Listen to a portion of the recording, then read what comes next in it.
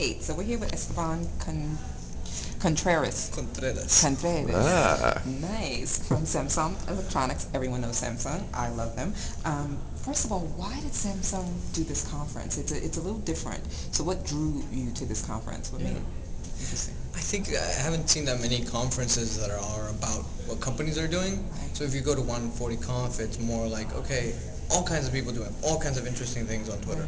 If you go to South by Southwest, there's augmented reality, technology, super big. This was something small. You can get to maybe meet a few people, get to actually know them, and then I was reached to actually speak. So when somebody asks you to speak, it's something you consider, and this one was something I could do, and it's exciting to be a part of this. So Absolutely. That's great. That's great. And how do you feel that you mentioned on the panel, which was very interesting, that Twitter shaped Samsung's, social media identity. Can you just go a little bit into that? I think that's fascinating for most people. yeah, I think what I said was it really shaped our customer-centric approach, Okay. and basically, if you know Samsung, we're a manufacturer, and so we make products, and usually the way Samsung saw itself for most of its history was, let's sell all these things, all these great products and great technologies to other companies, and so there's a lot of the electronics that you use that don't say Samsung on the logo, they're actually made by Samsung in the inside, the battery, other parts of and components of those devices. And so Samsung used to see, okay, we have carriers, mobile carriers, we have other companies, we have retailers. Those are the people that are our customers, and then of course there are the end customers. But how do you reach them? And how do you talk to them? We have traditional advertising, and that's one way, but that's a one-way communication. And then you have email CRM, which is email, and then people can engage a little bit with it. And you have forums, like we're on forums like Best Buy and CNET. If you go to those forums, there's somebody from Samsung that's dedicated to that forum, answering questions, helping people. But what if people don't want to go to an email? What if they don't have a TV and don't watch ads? And what if they don't want to be on a forum? Twitter is a way of having that dialogue. And even though there are other services like Twitter was the first one that was that big, and that was that impacting to where Samsung could say, okay, this is our account. We're here to help you. We're here to communicate information, but we're here to also talk about what you care about and be part of your lives. And that's something that we try not to take for granted, because I think a lot of companies are like, okay, we need to do this and get these many followers. We try not to take it for granted and take it one day at a time and really get to know some of those people. And then if we're running a contest, we're actually thinking, what would our followers like? What would our community here that is actually following us be interested in?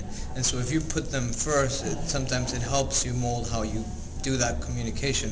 Of course, you have your business goals and your company goes first, but being customer-centric is the only way in which you can do social media correctly. Great. So it sounds like what you're saying is, because we've heard what you've heard, which is we have this benchmark and that benchmark. It sounds like Samsung is very fluid in terms of how you're defining your social media strategy, and it's working. Is that what's going on? Yeah, and I think, Samsung is a very metrics-based company, and so when I say all these things that might not come out, but we have, KPIs, we are actually benchmarking to see how are we doing against other companies, and I think all that you do behind what people see within the company, of measuring things, of seeing small and big wins, of going beyond to try to understand what it is that you're doing and measuring those results, those are essential.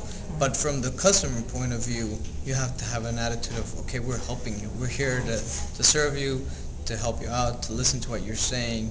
And so that's where the customer-centric approach comes in. That's great. And what do you see, this is a question that everyone kind of has to think about for a second, but what would you like to see happen in social media for corporations, that would help you and every other corporation here in the next year happen? I mean, what needs to happen more than anything? Yeah, I think companies have to really take it seriously. A lot of times it just becomes a PR or okay, we're on Twitter and let's advertise it and let's put it everywhere, but the company isn't having that social shift yet. And so there's a lot of disbelief within companies, and yet they're on Twitter, they're advertising it, they're going to conferences saying we're social, but within their own company, people aren't sure if they believe it. So I think you have to really get to the bottom of, do we really believe this? Is this really something that we want to make a part of our culture and something that we want to believe. People are always talking about being transparent. Companies can't be fully transparent because they have shareholders, they have employees, they have customers, but you can be as honest as you can be. And so having that cultural shift, I don't know if you've read Charlene Lee's book, Hope in Leadership, things like that, the high-level strategy, getting to the point where the CEO is listening and understanding. And I think other things like the social media budgets and the social media employees and the managers will come from that. And with that belief of companies in social media will come better tools, will come better measuring tools, will come all kinds of things, because once there's money and interest involved, then you have companies that are living off of creating apps for Twitter or for Facebook. So it becomes, the whole ecosystem becomes more exciting and more real than just saying that you're social when maybe you're not. That's great. Thank you so much. Thank you. You gave a great presentation. We love it. And actually, you've been retweeted again and again. You said something that people retweeted. You said, try not to outsource your company's soul. Yeah. And that was brilliant. I hope I didn't steal that from somebody else. You'll get it. You'll find out on I'll Twitter. find Believe out. me. Yeah. You'll get that angry tweet. Okay. So well, thank you very much. Thank you so much. Okay.